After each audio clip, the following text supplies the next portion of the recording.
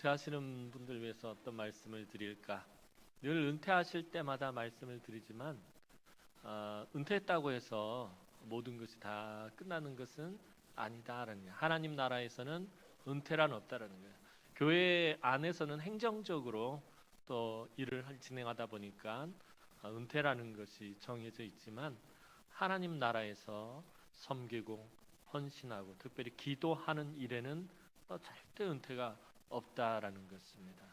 오늘 특별히 사무엘이 마지막으로 한 말이 무엇입니까? 나는 기도하는 중, 기도하기를 쉬는 죄를 범하지 않겠다라고 말해요. 은퇴하는 그 입장에서 이제 모든 걸 내려놓고 물러서는 입장에서 사무엘이 마지막 한 말이 나는 계속 기도하겠노라라는 것입니다.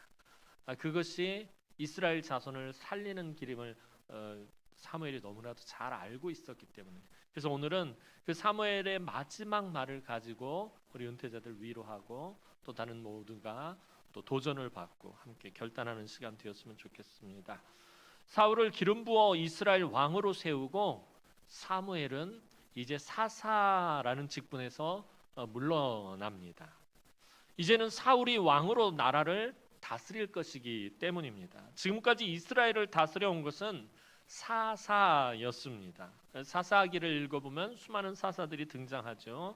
근데 사사는 왕하고 전혀 달라요. 왕은 이 나라 전체를 다스리지만 사사는 이 이스라엘 자손들 전체를 다스리는 것이 아니라 어느 지역 몇 개 지파 묶어서 이렇게 부분적으로 다스리는 것이 아니라 재판관의 역할을 담당하는 사람들이 사사였습니다. 그러니까 백성들 안에 그 하나님 약속의 땅 안에서 살아가다 보면 아무래도 관계성이라든가 신앙이라든가 여러 가지 어떤 문제가 생겼을 때 그 백성들의 문제를 하나님의 말씀으로 해결해주고 권면하고 판결해주는 사람들이 바로 사사였습니다. 그러니까 사사기에 등장하는 딱 그 12명의 사사만 있는 것이 아니라 원래는 더 많은 사사들이 있었는데 대표적으로 12명만 사사기에 기록하고 이야기를 진행했을 뿐입니다. 그 외에도 수많은 사사들이 이스라엘에는 존재하고 있었습니다.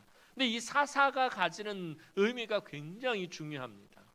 예전에 한번 사사기를 금요 기도회 때 강의하면서 말씀을 드렸을 거예요.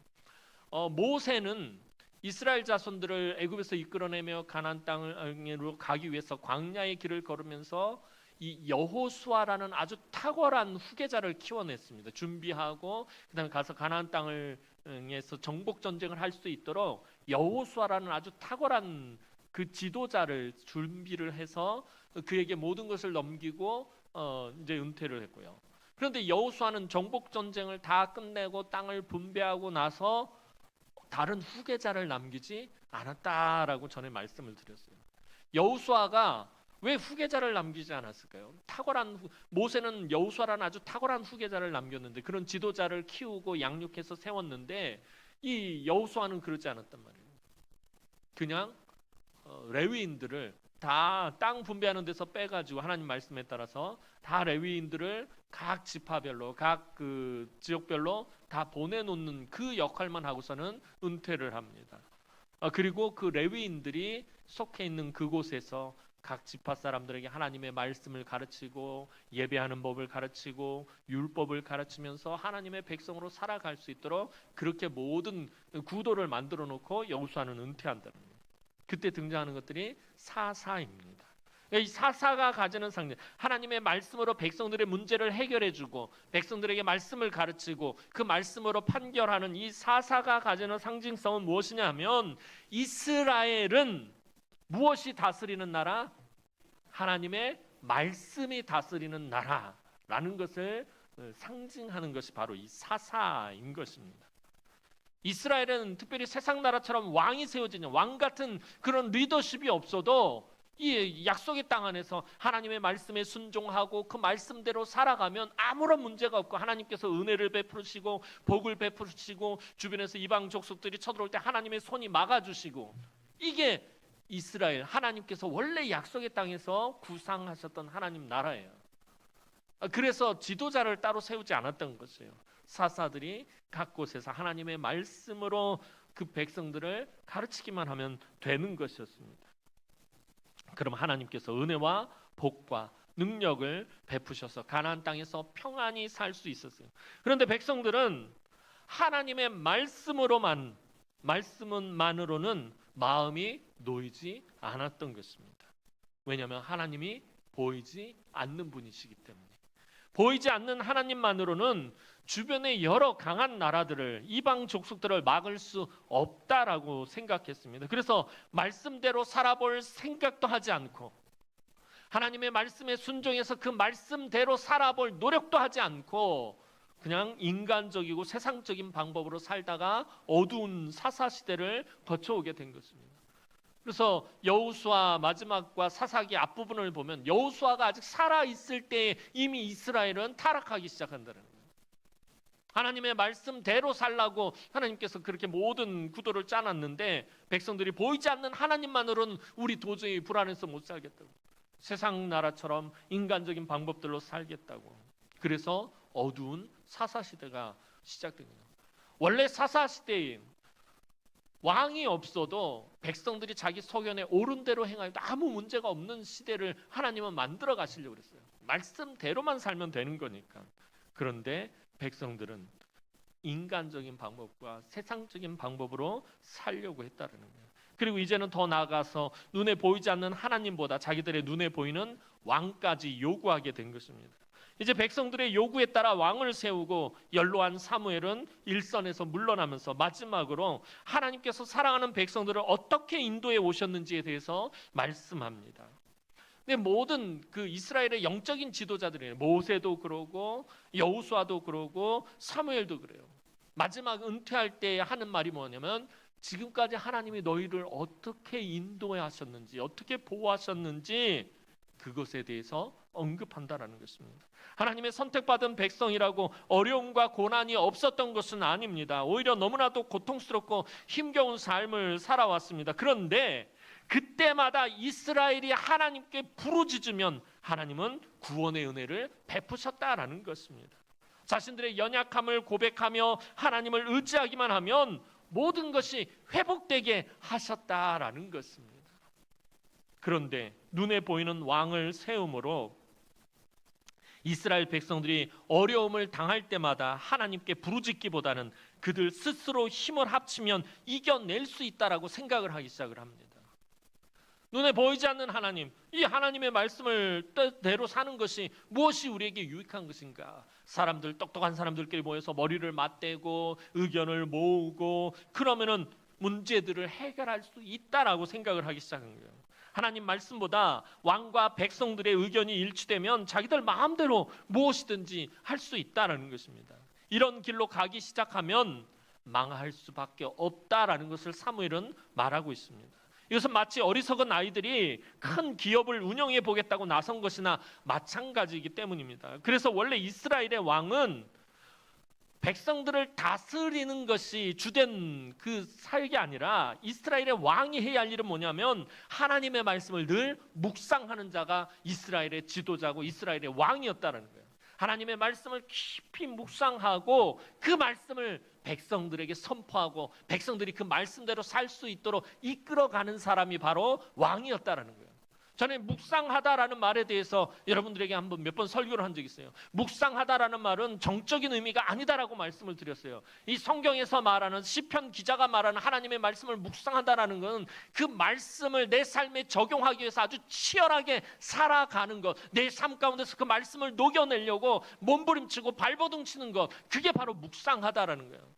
목마른 사슴이 시냇물을 찾듯이 갈급해하는 것, 하나님의 말씀을 갈급해하고 하나님의 은혜를 갈급해하고 그것이 바로 하나님의 말씀을 묵상하는 것이다. 그러니까 이스라엘의 왕은 그렇게 하나님의 말씀에 대한 갈급함과 그 묵상함으로 백성들을 다스리는 존재였던 것입니다. 이러한 사실을 사무엘은 백성들에게 알려줍니다. 이스라엘에서의 왕이란 이런 것이다. 그런데 아마도 백성들은 사무엘의 그 말에 동의를 하지 않은 것 같아요. 우리가 원하는 왕은 사무엘 선지자가 말하는 그런 왕이 아니라 우리 주변에 있는 아말렉, 모압, 암몬, 블레셋과 같이 이 강한 나라들 그 안에 있는 그 왕권을 가지고 나라를 부강하게 만드는 바로 그런 세상 나라의 왕을 우리는 원한다라고 아마 그렇게 고백한 것 같아요. 눈에 보이지 않는 하나님보다는 자기들 눈에 보이는 왕이 있는 것이 더 좋다라고 요구한 것 같습니다. 그래서 사무엘은 마지막으로 백성들에게 이적을 보여줍니다. 오늘 우리가 읽진 않았지만 앞에 18절 말씀 한번 보도록 하겠습니다. 오늘 본문 앞에 있는 18절 말씀 보겠습니다. 시작.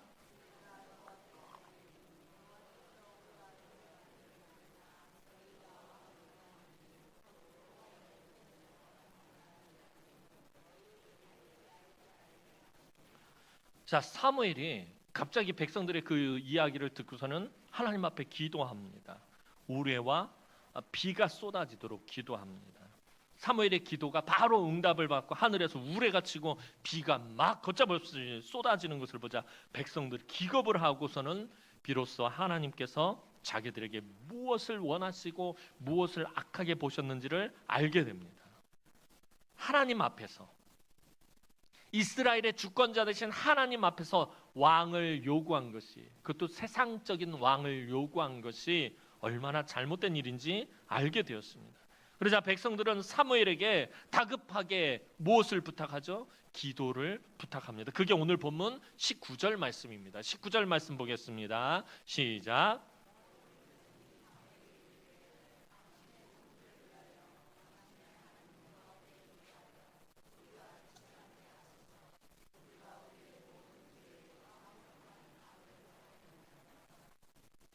사실 누군가 자기를 위해서 기도해 줄 수 있는 사람이 있다라는 것, 여러분 이거 참 큰 복이요, 참 큰 은혜입니다.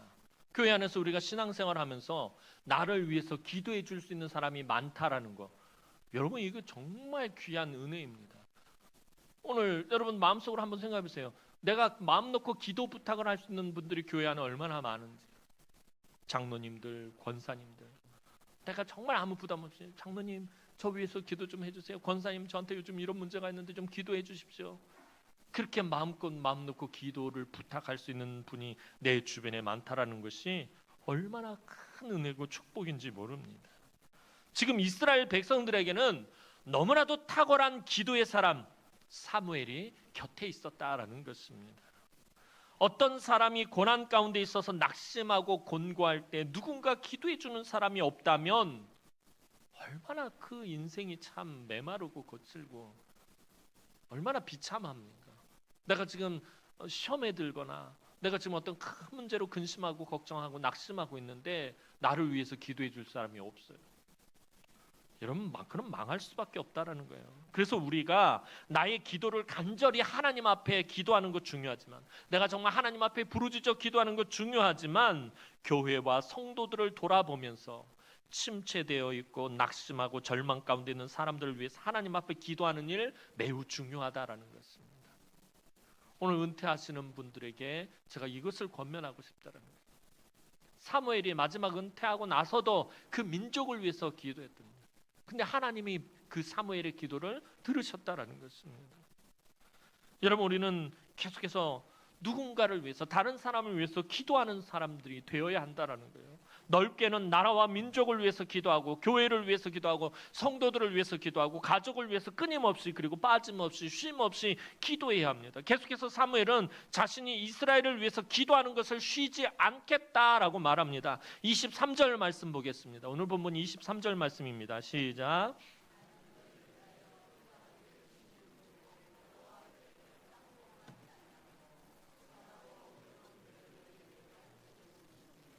사무엘의 마지막 말인 사도 바울의 관점과 어떻게 보면 비슷할 수 있어요. 항상 기뻐하라, 쉬지 말고 기도하라, 범사에 감사하라. 이는 그리스도 예수 안에서 너희를 향하신 하나님의 뜻이니라. 쉬지 말고 기도하라. 자, 쉬지 말고 기도하라에 대해서는 제가 여러 번 말씀드렸어요.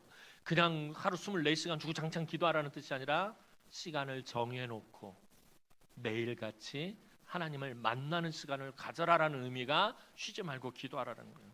그런데 오늘 사무엘도 내가 너희를 위하여, 이스라엘 자손들을 위하여, 나라와 민족을 위하여 기도하기를 쉬는 죄를 여호와 앞에 결단코 범하지 아니하겠노라라고 말하고 있다는 거예요. 기도하기를 쉬는 것을 사무엘은 죄로 여겼다라는 것입니다. 사무엘이 왜 이렇게 말하는 것입니까? 사실 이스라엘이 그만큼 영적으로 어리다라는 것을 의미하는 말이기도 합니다. 서로를 위해서 기도할 수 있는 수준이 아니라는 게 지금 이스라엘 자손들이 어두운 사사 시대를 끝나는 이 시점에 있는 이스라엘 자손들을 영적으로 사무엘이 바라보니까 서로를 위해서 하나님 앞에 부르짖어 기도해야 되는데 하나님은 부르짖음에 응답하시는 분이시거든요. 너는 내게 부르짖으라 내가 너에게 응답하겠고, 하나님은 응답하시는 분이에요. 부르짖어야 되는데, 서로를 위해서 부르짖어야 되는데 지금 이스라엘 자손이 그럴 수준이 아니라는 거예요. 어린아이를 돌보는 부모의 심정으로 이스라엘 위해서 끊임없이 기도하지 않으면 내가 마지막까지, 비록 은퇴하지만 내가 죽는 날까지 이 자손, 이 민족을 위해서 기도하지 않으면 이스라엘은 망할 것이다라는, 사무엘은 알고 있었다라는. 아이가 위험한 것을 가지고 놀거나 위험한 데로 가고 있는데 방치해 둔다면 그것은 죄를 짓는 것이나 마찬가지입니다. 그래서 기도의 불길이 교회 안에서 꺼져서는 안 된다라는 거예요. 여러분, 기도의 불길이 약해져서도 안 됩니다. 기도의 불길이 꺼지는 순간 교회는 망하는 겁니다. 교회는 절대로 기도의 등불이 꺼져서는 안 된다는 거죠. 여러분, 새벽에 나와서 기도하시는 새벽의 성도들, 또 금요 기도회 때 나와서 기도하시는 분들, 이분들 뭐 안 피곤하고 용가리 통빼놔서 나와서 기도하시는 분들입니까? 아니에요. 이분들도 다 피곤하고 지치고 시험에 들고 낙심할 일 천지고, 그럼에도 불구하고 나와서 기도의 자리를 지키는 거예요. 기도의 등불을 밝히는 거예요. 기도는 뭐 장로님들만 하고 권사님들만 하는 건가요? 뭐 청년들은 안 해도 되고 주일학교 아이들은 기도 안 해도 되고 이런 겁니까? 아닙니다. 기도, 교회 안에서 기도의 불길이 꺼지는 순간 그 교회는 아무런 소망이 없어요. 왜냐하면 하나님은 응답하시는 분이시라니까요. 그 부르짖음에, 그 기도에 응답하시는 하나님인데 기도하지 않아요. 기도의 불길이 꺼졌어요. 하나님의 응답하심이 없는 교회라는 거예요. 하나님 응답하시고 싶으셔도, 은혜를 베푸시고 싶으셔도 부르짖지 않으니까 응답하시지는 않는 거예요. 우리가 나라를 위해서, 요즘 같은 시국에 그래요. 제가 금요기도회 때도 말씀드렸던 것처럼, 여러분, 교회 안에서 정치 얘기하지 마세요. 정치가 소망이 될 수가 없어요. 우리에게 예수 믿는 사람들에게 자랑할 건 오직 예수 그리스도의 십자가밖에 없어요. 그 십자가를 붙들고 나라와 민족을 위해서 하나님 앞에 기도해야 돼요. 나라를 위해서, 특별 요정 같은 위정자들을 위해서, 교회를 위해서, 교회 지도자들을 위해서, 성도들을 위해서 끊임없이 기도의 불길이 타올라야 살 수 있다라는 것입니다. 목사님, 기도가 무슨 소용이 있어요? 그렇게 생각하시는 분은요, 백날 하나님 앞에 응답받을 수가 없더라는 거예요. 여러분, 믿는 사람들이요, 기도를 쉬는 것은요, 예전에 그런 비유를 드렸던 것 같아요. 휴전선 철책을 지키는 군인이 보초를 서지 않는 것이나 똑같은 일이다라는 거예요. 예전에 군 복무를 할 때, 저희 때는 그랬어요. 이렇게 딱 보면은 와가지고 저 키 큰 사람들, 너 나와, 그러면 살짝 이렇게 구부리고 있었어야 되는데 괜히 이러고 있다가, 또 우리 동기들 중에 키 큰 사람이 저하고 몇 명밖에 없어가지고 꼭 키 큰 사람들은 어디로 끌려가냐면 헌병대로 끌려가요. 저는 헌병대로 끌려갔다가 또 그곳에서 또 나 그렇게 키 큰 사람이 아닌데, 보니까 우리 최영관 목사님 저보다 더 크거든요. 난 저보다 더 큰 부경자를 처음 봤어. 근데 제가 사실 그렇게 큰 키가 아닌데 거기서 또 뽑혀가지고 참모총장 공강 경호대로 또 끌려가가지고 저는 그곳에서 이제 경호 일을 보고 있었는데, 말년 때에 그 참모총장이 저 대전에 있는 계룡대에 있다가 대방동에 있는 공관으로 왔다 갔다 해요. 근데 항상 오면 온다라는 연락이 와서 미리 준비를 하고 있는데 온다라는 연락도 안 하고 온 거예요.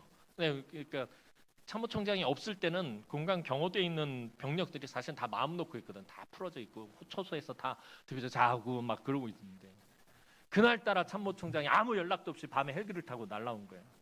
밤새 보초를 서는 애들이 다 자빠져 자고 있다가 참모총장이 새벽에 조깅 나왔다가 이렇게 보초, 이렇게 초소를 지나가는데 초소 애들이 다 초병이 자고 있는 거예요. 그날 어떻게 됐을까요? 자던 애들 다 양창 가고요. 내일 모레면 제대인데 머리 빡빡 밀고요. 막 군기 강화 훈련 받고 얼마나 고생했는지 몰라요. 초병이 보초를 안 쓰고 자다가 참모총장한테 걸린 거예요. 난리가 났죠. 부대가 완전 난리가 났어요. 뭘 말씀드린 거예요? 저와 여러분들이 기도하지 않는 거는 그런 것과 똑같다라는 거예요. 기도하지 않으면 초병이 자빠져 자고 있는 거나 똑같은 일이다라는 거예요. 쑥대밭이 되는 거예요. 부대가 쑥대밭이 됐던 것처럼 교회가 쑥대밭이 되는 거예요.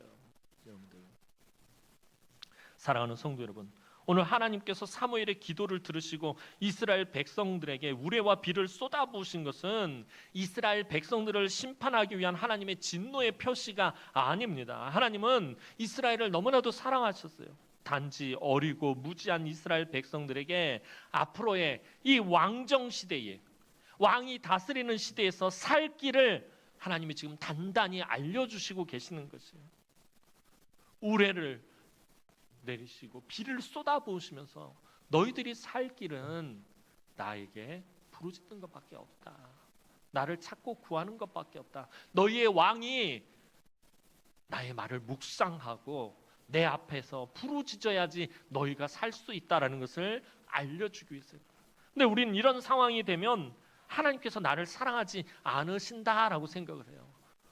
오늘 하나님께서 백성들에게 깨달음을 주기 위해서 우레를 내리시고 비를 쏟아부으신대. 하나님의 말씀이 들린다. 하나님의 말씀이 너무 어려운 막 가시가 같고 막 찔림이 있고 그러면 하나님이 나를 사랑하지 않는다라고 생각을 해요.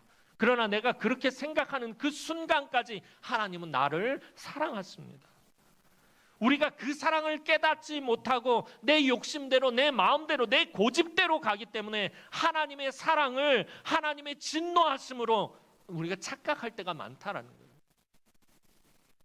이때 빨리 깨닫고 하나님 앞으로 나아가기만 하면 하나님은 더 기뻐하시고 더 뜨겁게 사랑하십니다. 모든 것을 회복시키시고 은혜를 베푸십니다. 사랑하는 성도 여러분, 오늘 은퇴하시는 분들, 또 졸업하시는 분들, 오늘 우리의 온전한 믿음이 회복되기를 소원합니다. 더불어서 그리스도인답게 정직하고 깨끗한 삶이 회복되기를 소망합니다. 여러분, 그러기 위해서는 늘 말씀을 묵상하고 쉬지 말고 기도해야 한다라는 것입니다. 항상 주변을 돌아보며 다른 사람을 위해서 기도해야 합니다. 나라와 민족과 한국 교회와 또 우리 교회와 우리 성도들을 위해서 기도하기를 쉬지 않을 때에 하나님의 놀라우신 은혜와 긍휼이 이 땅과 이 나라와 우리 교회 위에 충만하게 될 것입니다. 이제 사무엘처럼 기도하기를 쉬는 죄를 범하지 않고 늘 하나님 앞에 엎드려 사무엘처럼 기도할 때에 나라와 민족이 안정되고 교회가 부흥하고 가정이 살아나는 은혜가 충만하기를 주님의 이름으로 축원합니다. 기도드리겠습니다. 참 좋으신 하나님, 은혜와 사랑을 진심으로 감사를 드립니다. 사무엘이 오랜 사역 수고하고 애씀을 마치고 은퇴하며 이스라엘 자손들에게 내가 기도하기를 쉬는 죄를 범하지 아니하겠노라 말한 것처럼 하나님, 우리가 이 땅에서 우리의 삶을 마치는 그날까지 기도하기를 쉬지 않는 자들 되게 하여 주옵소서. 우리가 하나님 앞에서 나라와 민족을 위해 기도할 때 나라와 민족이 안정되고 평안을 누리게 하시고, 우리가 교회를 위해서 기도할 때에 교회가 하나님 부르신 목적대로 쓰임받으며 거룩한 부흥의 역사가 이루어지게 하시고, 우리가 기도할 때에 가정이 살아나게 하시고, 우리가 서로를 위해서 기도할 때에 하나님의 은혜와 축복이 충만하게 하여 주옵소서. 오늘 그동안 애쓰고 수고한 오늘 은퇴자들을 하나님 축복하시고, 하나님 지금까지 헌신과 수고가 하나님 이후로 더욱더 크게 하나님 앞에 은혜로 누릴 수 있도록 도우시며, 하나님 은퇴한 이후에도 하나님 앞에 기도할 때에 늘 응답받는 역사가 나타나게 하여 주옵소서. 또 상위로 진급하는 하나님 우리 졸업자들도 붙들어 주시고, 하나님께서 지혜롭게 하시며 더욱더 하나님 은혜 가운데 나아가는 우리 자녀들 되어지게 하여 주옵소서. 감사드렸고 예수님의 이름으로 기도합니다. 아멘.